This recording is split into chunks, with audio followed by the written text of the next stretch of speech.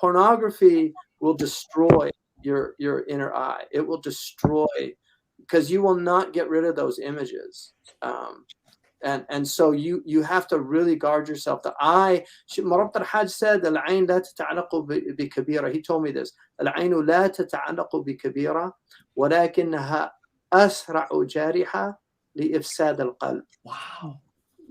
So looking at something is a saghira that you shouldn't look at. And I wouldn't say, I mean, if you're looking at pornography, that you're entering into the realm of kabir. I mean, because for a couple of reasons. One, it's you're looking at people, their aura purposefully. So the first is for you, the second is against you. That's accidental. That's like if you're walking and you see a beautiful woman, or the woman, a man, whatever, and then they look away. So the first one was for you, just Allah's beauty. You witnessed something of Allah's beauty. But the second one, if إِذَا تَسْتَمِرُّ فِيهِ, like if you continue that, then it becomes sinful if you look upon something lustfully. And so looking, there's a pathology called peeping Toms. And this is in the books, like people that want to watch secretly other people having in intimate relations. That's what they turn you into, a peeping Tom.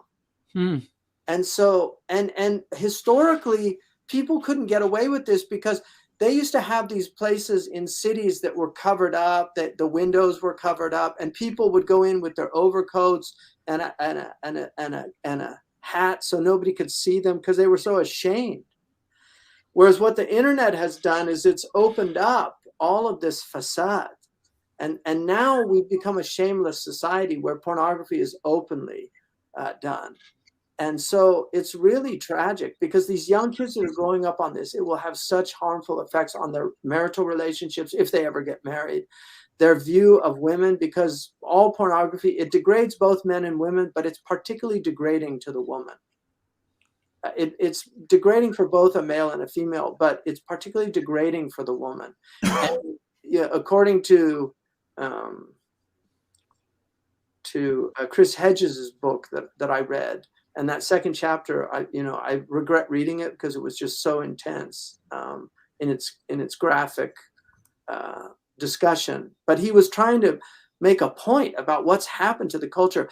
Pornography today is not like the 1950s or something where it was Playboy magazine. Pornography is violent. Much of it is violent against women. There's a place apparently in San Francisco where you can live stream women being tortured. You can pay to watch women being tortured. And what kind of a society is that? What has happened to people in their hearts that this is the type environment? So I know this is a problem with the young people. When the appetites are obviously stronger, the shahwa is stronger. That's just human nature. When you're young, these things are more troublesome.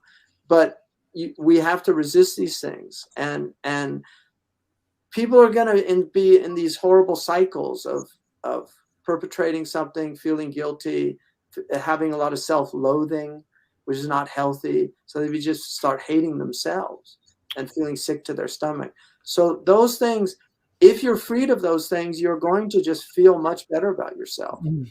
And it's liberating. It's also, there's nothing better than self-discipline, just in terms of just really controlling your nafs. There's a real sense of achievement, accomplishment in doing that. Even for one day, to not backbite for one day and to finish that day, you will feel a pride in that achievement. That's healthy pride. Yeah. I got through this day without speaking ill of anybody. And so that's the element of nafs lawama. It just, you feel so exactly. And those are cycles, and Iblis plays on those. I mean, Iblis just loves the self-loathing. You're pathetic. You're never going to be able to do it. Wow. And this is the self-talk that the nafs and shaitan are in cooperation on this. You're never going to do it. Forget it. You're a failure. You just have to keep struggling. It's very important.